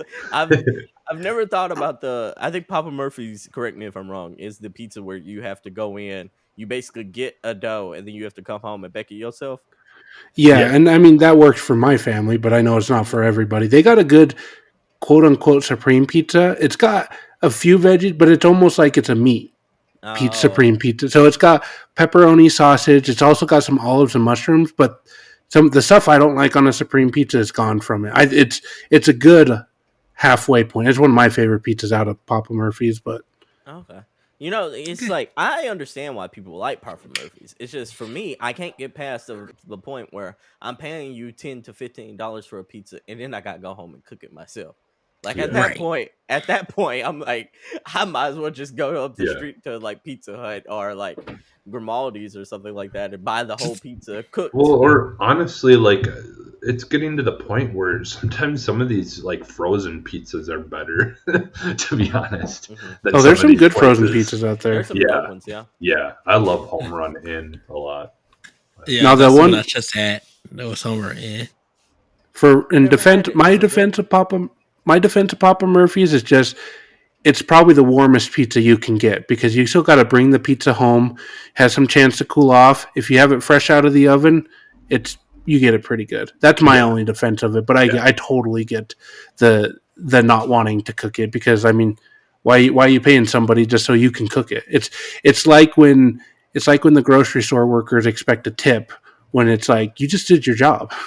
Well, dude, Yeah. it's like going to the store and you have to become your own cashier now because you are scanning everything and then putting it in the bags yourself now. There's no one doing that.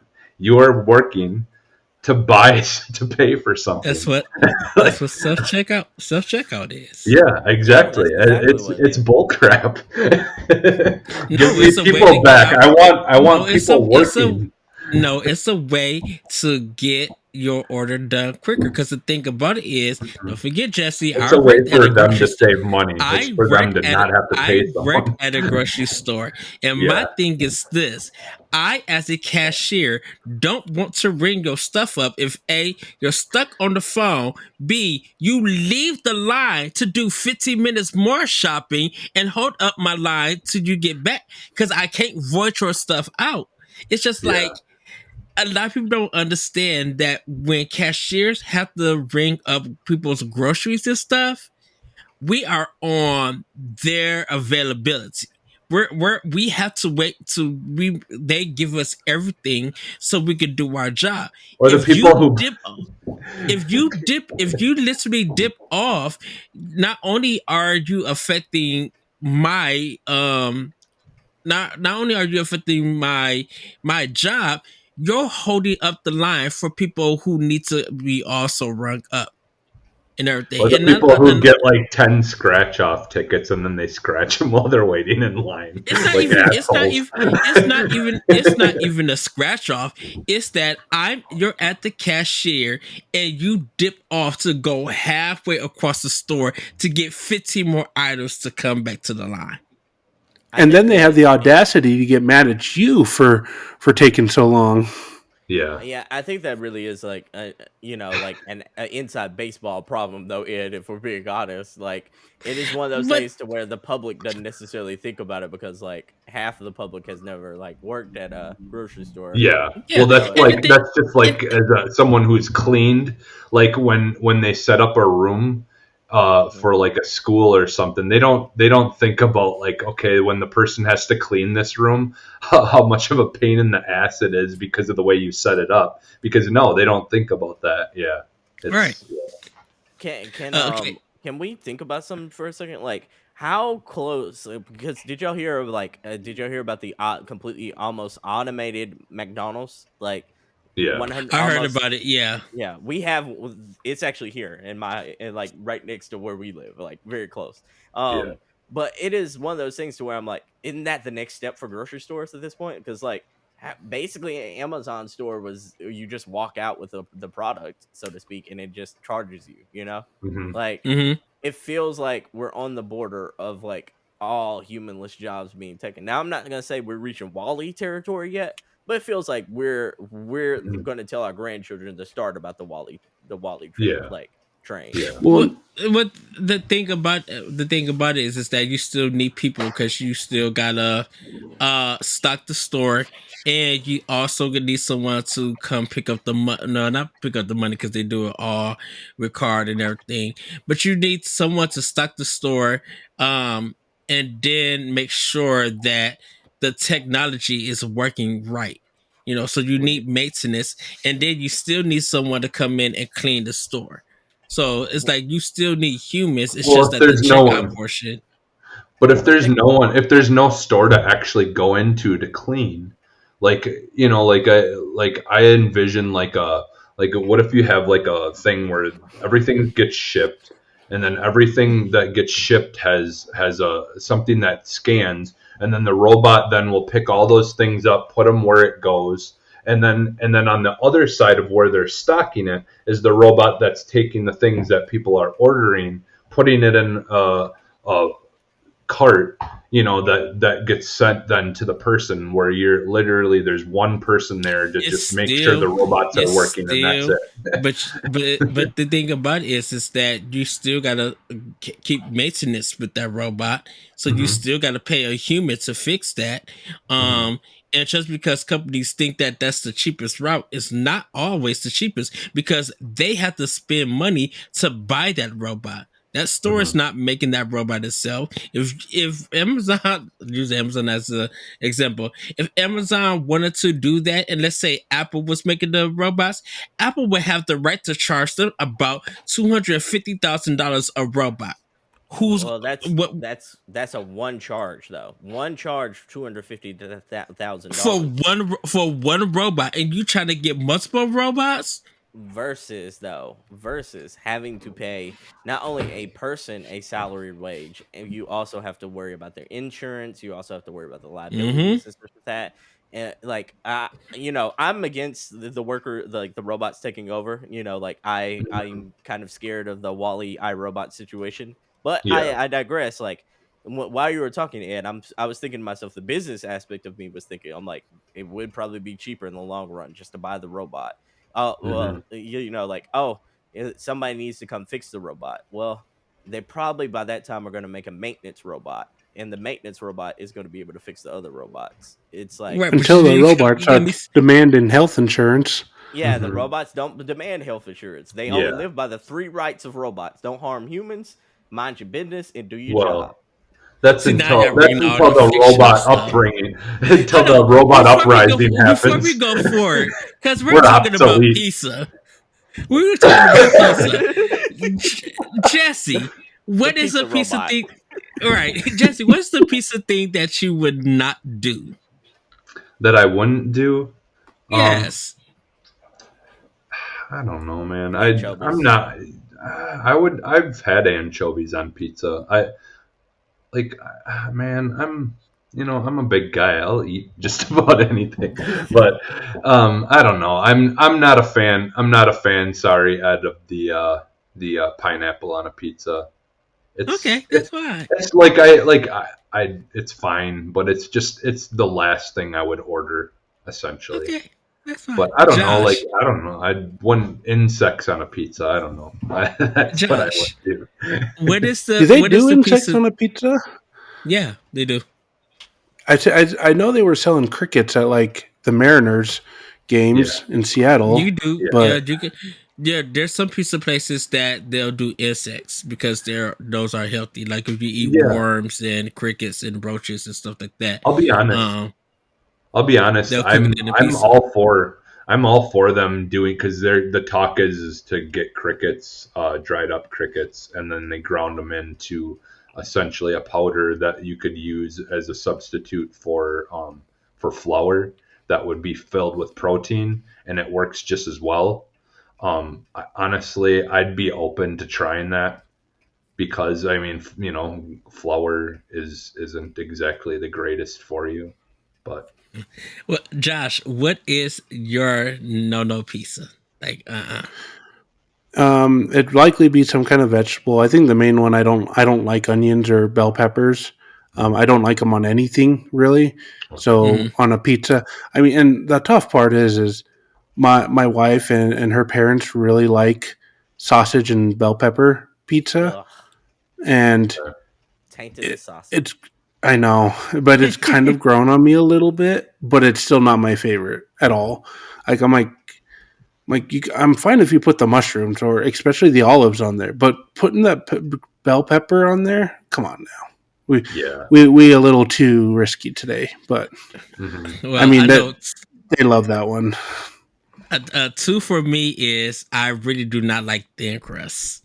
Like I feel like thin crust is the communion of pizza in a sense.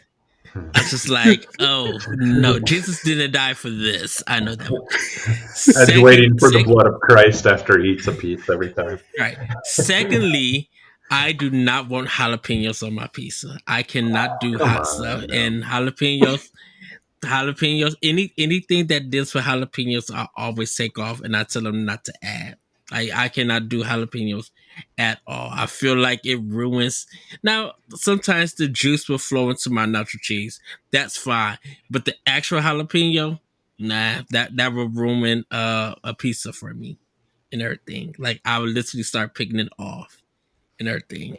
So And I want to say, man, kudos for you for being the nicest human. And the reason why I say this is because, like, I can see people come in with hot takes that you really don't agree with. Like to your core, you don't agree with these hot takes, but you just shrug it off, man. Like most people would get fiery. They would be like, "Nah, man, you're out of pocket. You're out of line. Pineapples belong on pizza," or "And you're out of pocket, Sebastian." Like Tears of the Kingdom is the greatest game ever made, but you just shrug it off, you just smile and such like that, and I'm like, kudos to you, man. Like, no, I respect everybody's opinions, regardless if people think I agree or not. I respect it because it's right. You have every right to have your own opinion and everything. So, especially when it comes to things we like, I mean, you can't.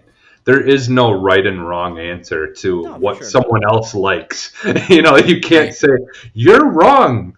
Because it's what I like. There is no wrong. Y'all are absolutely right. It's just I've come up to I've had areas around me, and maybe it's just I've been around sassy people my whole life to where like we would always have a quip back. We would always be like, man, I respect your opinion, but you're completely crazy. Like, or I respect your opinion, but like you got trash takes. You know what I'm talking about? Like I'm gonna let you finish, but yeah, exactly. It's one of those things where I'm like, like I'm expecting a little bit of sauce here, but Ed is just smiling. He just goes with the flow there, and I'm like, you're almost Ted Lasso. Like you're almost to that point to where I'm like, you can't nothing get to you, man. I respect that because I am who's. That's usually the one bringing up the hot takes, though. He's the one. Who. It all depends, because he likes to let that bomb go and then just sit there and watch it. You just watch people scatter away. Yeah, you're right about that. Because I would be like, if somebody told me like, man, Spider-Man 2, that show, like the trailer for Spider-Man 2, all the gameplay would look like hot garbage. I'd be like, are you blind? Have you played a game? Like, what is a good game to you? Like, that sort of thing. But Ed just like, he just shrugs it off and keeps moving. Well, I'd love to see Ed in sports media. Where everybody just has to argue about every. I know he'd be that guy who's like everybody's out here. No, LeBron's better. No, it's Michael Jordan. And it's like you guys both have great points. Let's move on. Exactly.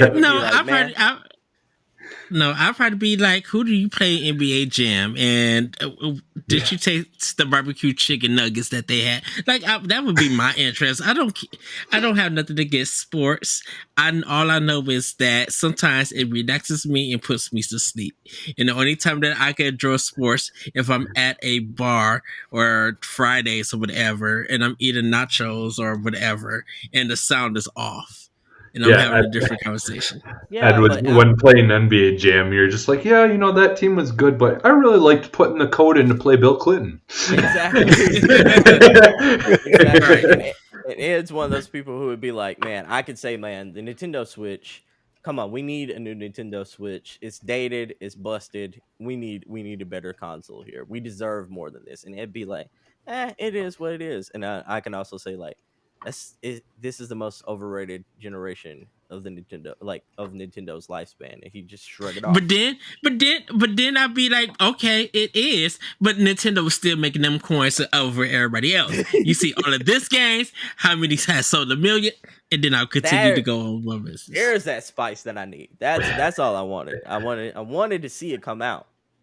You should have been here a couple of weeks ago when Jesse and Ed went back and forth on Activision, and Blizzard. Oh, that was some.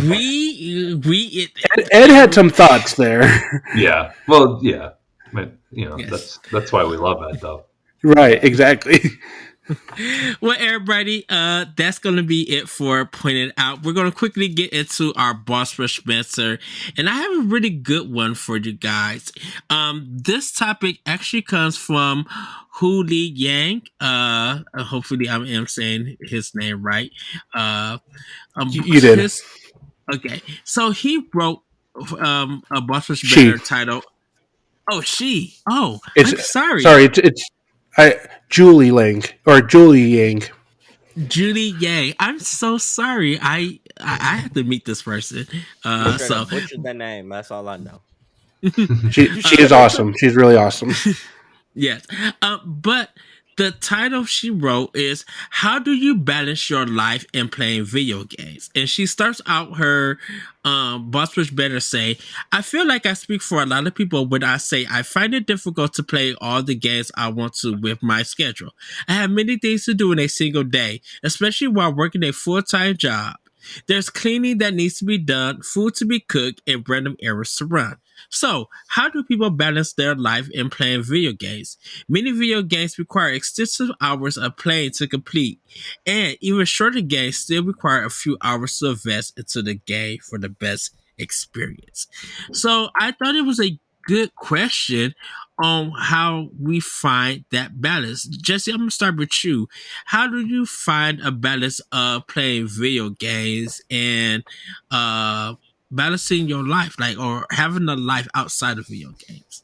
Oh, this is simple, Ed. I don't. No, but like, yeah, I mean, like right now we talked earlier about like doing the show and stuff and right now like the kids have baseball. I'm if you don't know, I'm divorced. So and like the days right now that I have the kids, the 2 days that I always have the kids a week, both days are baseball.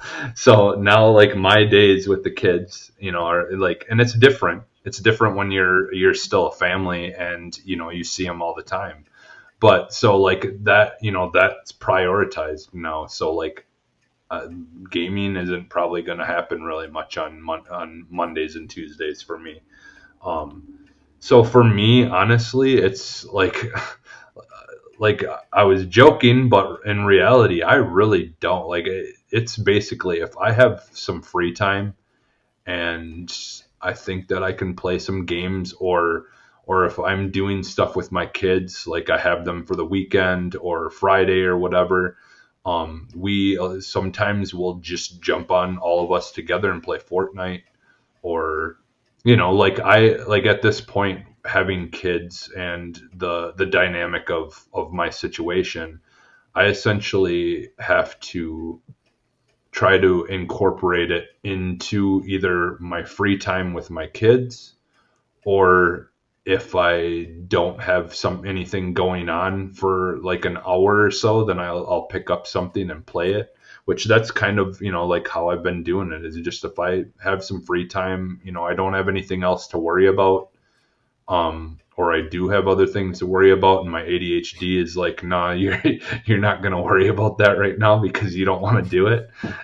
Like, but because I mean sometimes you do have to take a break from life, like, and I think that's it. Like video games right now don't happen a lot, but I try to make them happen because you do need to take a break from life sometimes, and I think that's what video games right now essentially end up being, is my time to just take a break from life for a moment and do something fun that I want to do and reward myself for all the adulting that I just had to do, or whatever.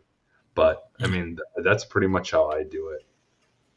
What about you, Sebastion? How do you balance life and video game time?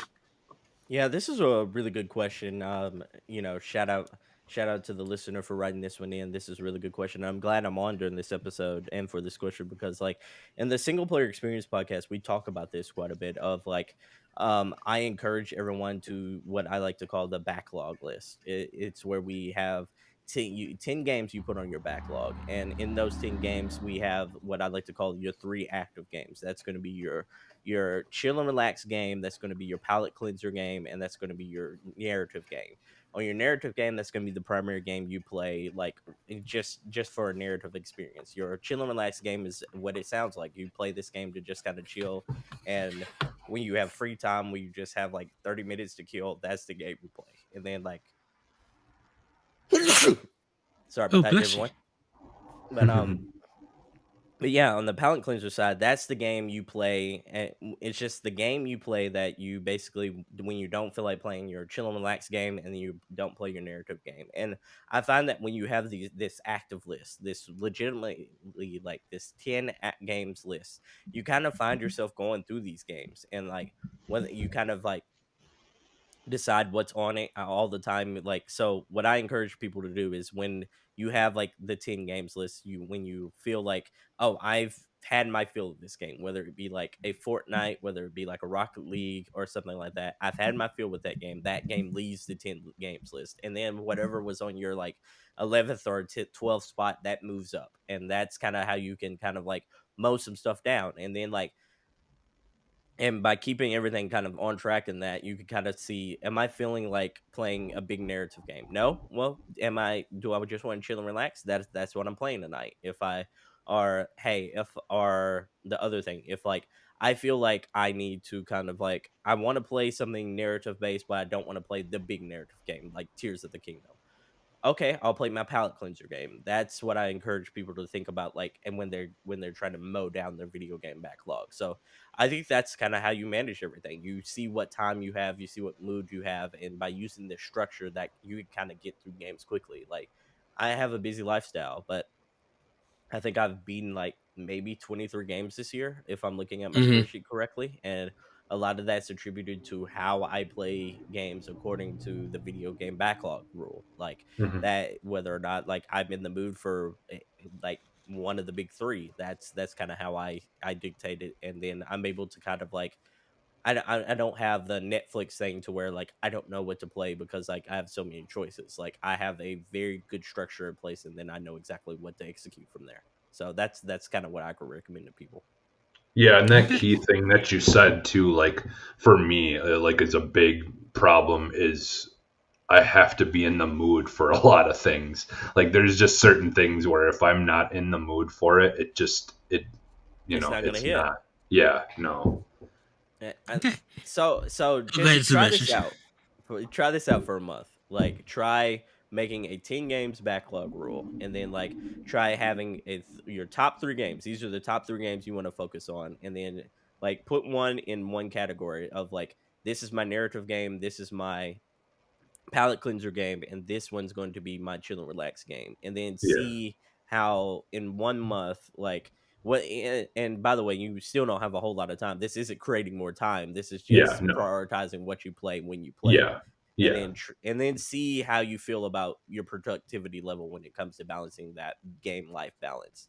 yeah, No yeah. And I think online shooters, Jesse. well, that would be my chill and relax That's his game. chill and relax game. If he's a No, Yeah, chill and no, relax guy. none, the no, palate cleanse. Well, fine, then it would be the no, palate cleanser, Ed. Yeah, no, exactly. no. Exactly. No. It has to be games that's a campaign that you could finish. No first-person shooters at all.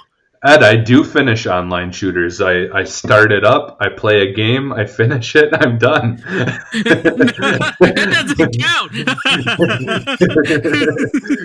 Well, Josh, how do you balance your life and gameplay time? Yeah, this is an interesting question. Just from, you know, I took a lot of time for granted before I had kids, and now I have two kids with a third on the way. So it's like my time gets swallowed up in a lot of things. And back when I was like in college or fresh out of college, I used to think, oh, I don't want to rush through my games because I want them to last. And here I am, like, man, I should have worked my way through those games when I had the chance, because I usually wait until my kids go to bed, and that usually is about anywhere from 7 to 8, depending on the kid. And then to add on to that too, not only do we have children, one of my kids has special needs, and so there's a lot of extra stuff that comes along with that. To a lot of his therapies that he needs to go to, speech therapy, occupational therapy, all these things, and he's almost 5, so there's just a lot of added challenges there. So really for me, it's coming toward the end of the night. Usually from about 8 on is my gaming time. Sometimes I'm doing boss rush stuff, writing up stuff for the blog, podcasting. Right now I'm actually working on a few other things that career wise that kind of take up some of that time, but that's about the time I do it. But like what Sebastion was saying, I don't know if I have it that specific, which I really like that way, but I kind of have it somewhat of a similar way. So I've got a game that I take with me on my 3DS to work, and I play it on my lunch breaks. Right now, that's Shantae and the Pirate's Curse, just kind of a chill platformer. On usually the game I play at night is probably, I would say, my narrative game. Right now it's Tears of the Kingdom. Previously it was Marvel Spider-Man. There's a couple of games I want to put into there. And then the third game I have usually tucked around is, I kind of call it, I guess that would be my chill game, would be because I play it Sunday afternoons, after church. My daughter's napping and my son's just going outside and playing. So I'll boot it up and I'll just kind of play. It's usually a handheld game. This one's Golden Sun on the Wii U. So yeah, I kind of have that approach, but my difference is they're kind of rigid in when I play them rather than my mood, which is what I liked what you said, Sebastion, because I think I might reevaluate how I do that, because there's some nights I boot up Tears of the Kingdom and I'm like, I'm not really in the mood for this, but I don't want to feel left behind. So I liked that approach of, making it more centric on your mood rather than, your time schedule. Because 3DS, I'll play whatever I have on my 3DS. I had just beaten Link Between Worlds prior to doing Shantae, and I did Shantae just because it's a shorter platformer game that I don't have to, focus too much on a story or anything like that. So yeah, mine's really been schedule driven, but I really like that, what you were saying, Sebastion. I think that's something I'm going to try and incorporate, because I've got a pretty hefty backlog, especially since we talked last time how I just had gotten a PlayStation. So I've got quite a bit of stuff to really kind of work my way through. But, as I prioritize stuff, I've been able to get through for more, because I'm not at 23, but I'm at 9 right now. And that's been a pretty good year so far for me. I think And that's just a really good year. Yeah, and it's because I've started to prioritize them in this way of, okay, what can I put in here? Rather than, because last year my problem was I played Hollow Knight for a good 6 months, and there was just some nights I'm like, I don't really want to do this, but I want to just work my way through so I can get to the next game. I can be really completionist. Like, I have to finish something before I start the next thing. So there were some times where I was playing Hollow Knight where it felt like a chore. And the other game I was playing at the time was Final Fantasy VIII, which that one was fun. But then some nights I'd just be so tired that I'd get going. I'm like, I can't focus on a narrative right now. I'm too tired. So it's kind of, I made that shift this year, and I've already almost doubled how many games I beat from last year, because I'm not making myself, because this has been hard for me, but I've got at least 3 games that I had to put aside for just a minute so I could get through other things. I was playing Horizon Zero Dawn. I put that one aside so I could get Spider-Man beat before it left PS Plus. I started playing Hogwarts Legacy. I put that to the side just for a bit for a bunch of other things going on. And yeah, so like I've had Pokemon Legends Arceus off to the side for a good 6 months now. So it's like, it's been better for me to put games off. It's hard because I'm a completionist. I love to just do these things on, like, I cannot stop in the middle of a TV episode and come back to it like 6 hours later. It's just way too hard. People say, "Oh, the way to watch movies now, if you're busy, is watch an hour, like watch 30 minutes of it, Oh no. come Oh, back." I'm like, geez. I Mhm. can't. No. I can't. So video games are kind of it's a shift in mindset I'm having right now, where because if I just do it that way, like I did previously, my backlog is just going to be ever growing. I'm never going to beat stuff. So right now, sitting at it's either 8 or 9. I'm happy with where I'm at because it's June, like halfway through the year. If I hit 20 games this year, that's a good year. That's a really good year for me. So Yeah. you know, Yeah, and you played through 20 games that you probably wouldn't have played through otherwise. That's a really good year.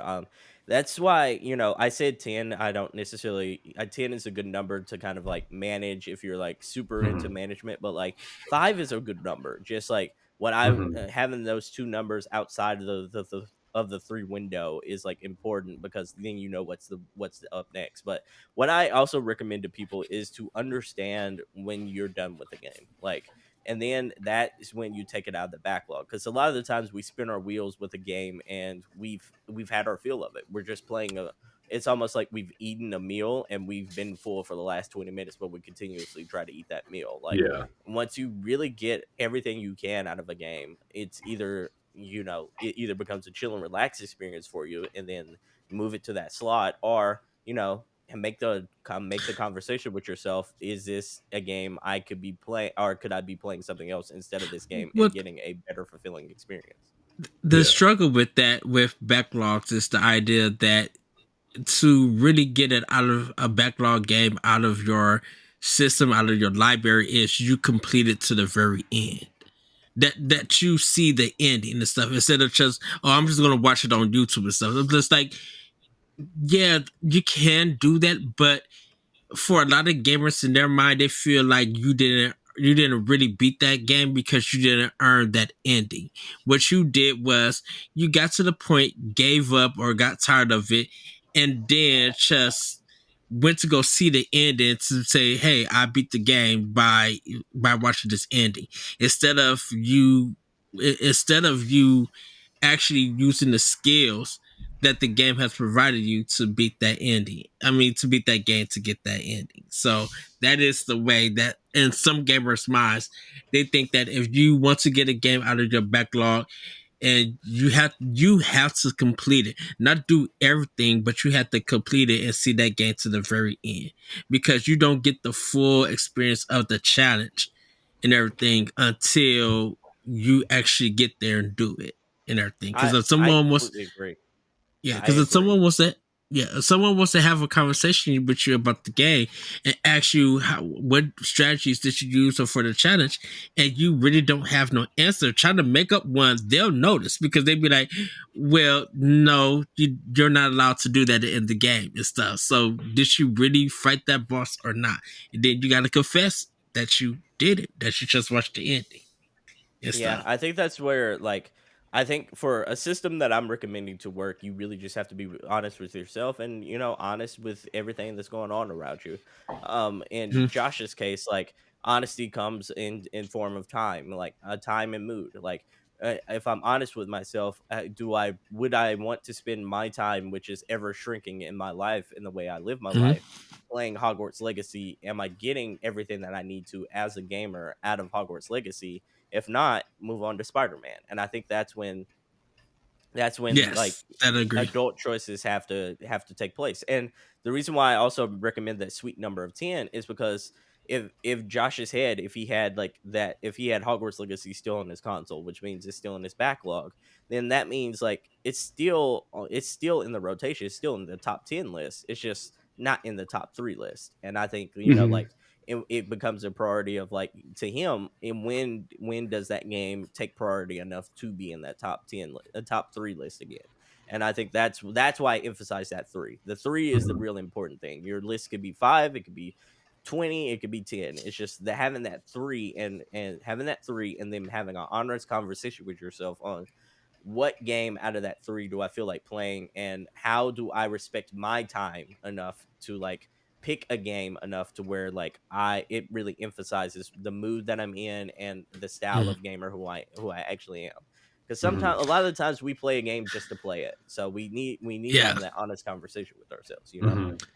Well, for me, I'm a single guy, and I work and do what I need to do with my podcast and all of that stuff. I normally do a lot of gaming at night until like 1 or 2 o'clock in the morning because I'm usually a night owl because when I get off of work, I'm still like in not in work mode, but I'm still my body is still active and it needs time to calm down. So if I'm playing the game, it helps my body calm down and get relaxed to the point where I'm like, okay, I could cut it off and then go to bed. I do jump around from game to game, especially when it's a new release and everything, because definitely as a podcast host, I have to talk about certain games and give people an idea of what I've experienced.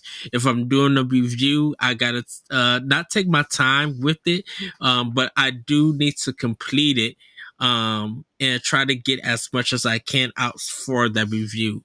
And for me, for my backlog is and stuff, I have a different system, Sebastian. And I love your system and everything.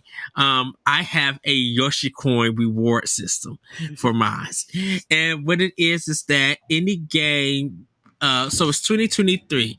So any new game that comes out, or any game that comes out in 2023, whether it's old or new, like Retro Prime Remaster or something like that, it does not count for the Yoshi Coin collection. Anything from previous years and backwards does count. Some arcade games, uh, some arcade games that you are able to like beat, quickly, does count, but and international games do count. So I have a coin system where if you beat and complete a game 100%, definitely if you do it like Xbox or PS3 or Steam, and you see the achievement and you get all the full achievements, you get 5 Yoshi coins.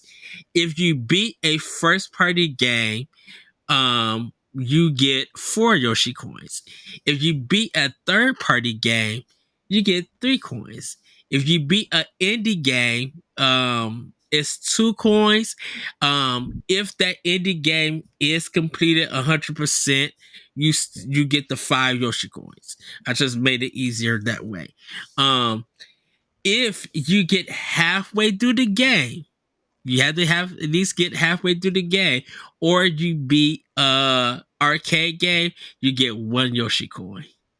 Um, I did say now, I will say this: if you put it on easy, you have to drop your coin. But you still would get 1 coin if you beat anything on easy. Like if you beat like an arcade game on easy, you'll still get that 1 coin. Because the challenge is that the normal difficulty that the game has is kind of like the real challenge. Now, I'm not saying that you can't play a game on easy, and if you don't mind lowering your coins, that's completely fine and everything. But if you decide to go ahead and play that game on normal and you complete it and you fine with the coin that you get, that's it. And then at the end of the year, like hopefully people keep track of it. Definitely I keep track of my own. You tally up how many games Yoshi coins that you got from all the games that you have beaten and games that you have halfway completed. And you just show everybody like, hey, I beat these games and out of it I got 75 or 165 Yoshi coins or whatever. And it's just a way to be like, it gives you a goal to have a good number of Yoshi coins. And it's a personal thing. It's nothing, and that's for my backlog stuff. All the new stuff, I can, if I want to get a Yoshi coin for my new stuff, I'm gonna have to wait for 2024 or that following year in order to get it. So that's my personal system. I like the system. I mean, the important thing is like you're treating yourself well as far as like work, your life, game life, Mm-hmm. and personal life balance. That's really all that matters here. So I'm like, whether you use like a system such as mine or yours or anything else, is like trying to maximize yourself and like the way you are as a gamer, as far as like how it fits your lifestyle. It's just all about honesty, and it's all about motivation, and it's all about personal accountability at the end of the day. So it's Yes. whether so listener who wrote in, whether it be Ed's way, whether it be mine, or anything in between, it's just all about being honest with yourself and being honest with how much time you have, and just figuring out how to manage that, whether it be by playing smaller games, or whether it be by just realizing, hey, I and who I am as a gamer, I only enjoy playing 3 games a year, and that's perfectly fine. You don't Yeah. have to clear out like a backlog of 50 games a year or 20 games a year. Just be honest with yourself, and ultimately just enjoy gaming, and everything else will fall into place. Yes. Yeah. Yeah, so I And mean those games basically just be like games that you actually want to finish. Like, Yeah, for not sure. games that, I might like that game. Yeah. I think that's what's nice about the kind of like your whole 10 system is you Mhm. kind of want to just put the games in there that you really would like to see the ending of, at least. Exactly. yes, and with that, everybody, that's going to be it for Jump Off Podcast. We're getting close to 2 hours. I want to thank you, Jesse. I want to thank you, Sebastion. I want to thank you, Josh. Everybody, have a great week. Have a great weekend, and we'll see you next time off on Jump Off Point. Bye, everybody. Bye, Bye. everyone. Bye. If you want to be a Patreon producer, head on over to Patreon, patreon.com/BossRushMedia, and find out which tier is right for you.